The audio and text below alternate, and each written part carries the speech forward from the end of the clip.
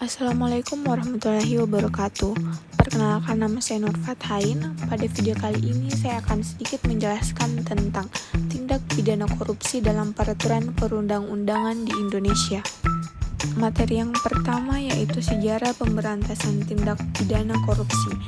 Berbagai upaya pemberantasan korupsi dilakukan oleh pemerintah sejak kemerdekaan, baik dengan menggunakan peraturan perundang-undangan yang ada maupun dengan membentuk perundang-undangan baru yang secara khusus mengatur pemberantasan tindak pidana korupsi. Di antara peraturan perundang-undangan yang pernah digunakan untuk memberantas tindak pidana korupsi adalah yang pertama adalah korupsi dalam KUHP, yang kedua peraturan pemberantasan korupsi penguasa perang pusat nomor PRT Perpu 013/1950. Yang ketiga yaitu Undang-Undang nomor 24 PRP tahun 1960 tentang tindak pidana korupsi. Yang keempat yaitu Undang-Undang nomor 3 tahun 1971 tentang pemberantasan tindak pidana korupsi. Yang kelima yaitu TAP MPR nomor 11/MPR/1998 tentang penyelenggara negara yang bersih dan bebas korupsi, kolusi, dan nepotisme. Yang keenam, Undang-Undang nomor 28 tahun 1999 tentang penyelenggara negara yang bersih dan bebas korupsi, kolusi, dan nepotisme. Yang ketujuh, Undang-Undang nomor 31 tahun 1999 tentang pemberantasan tindak pidana korupsi. Yang kedelapan yaitu Undang-Undang nomor 20 tahun 2001 tentang perubahan atas Undang-Undang nomor 31 tahun 1999 tentang pemberantasan tindak pidana korupsi. Yang kesembilan yaitu Undang-Undang nomor 30 tahun 2002 tentang Komisi Pemberantasan Tindak Pidana Korupsi. Yang ke-10 Undang-Undang nomor 7 tahun 2006 tentang pengesahan United Nations Convention Against Corruption atau UNCAC tahun 2003. Yang ke-11 yaitu Peraturan Pemerintah nomor 71 tahun 2000 tentang peran serta masyarakat dan pemberian penghargaan dalam pencegahan dan pemberantasan tindak pidana korupsi. Yang ke-12 yaitu Instruksi Presiden nomor 5 tahun 2004 tentang percepatan pemberantasan korupsi. Materi yang kedua yaitu latar belakang lahirnya delik korupsi dalam perundang-undangan korupsi. Yang pertama, delik korupsi yang dirumuskan oleh pembuat undang-undang. Delik korupsi yang dirumuskan oleh pembuat undang-undang adalah delik-delik yang memang dibuat dan dirumuskan secara khusus sebagai delik korupsi oleh para pembuat undang-undang.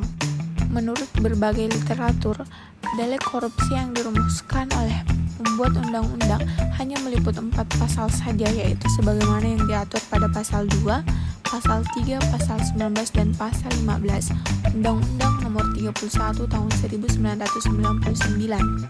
Yaitu Undang-Undang nomor 20 tahun 2001 tentang perubahan atas Undang-Undang nomor 31 tahun 1999 tentang pemberantasan tindak pidana korupsi.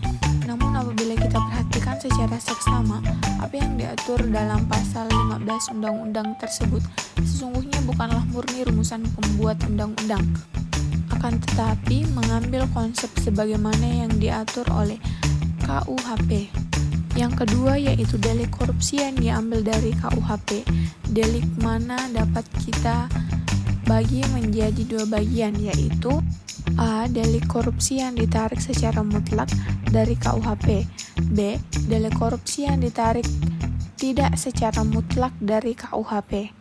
Materi ketiga yaitu delik korupsi menurut Undang-Undang nomor 31 tahun 1999, JO Undang-Undang nomor 20 tahun 2001.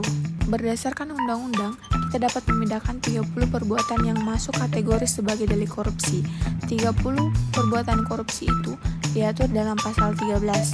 Untuk mempermudah pemahaman, penjelasan atas delik-delik korupsi dalam undang-undang dilakukan berdasarkan perumusan delik sebagaimana yang dijelaskan pada bagian terdahulu, yaitu delik korupsi yang dirumuskan oleh pembuat undang-undang dan delik korupsi yang ditarik dari KUHP, baik secara langsung maupun secara tidak langsung.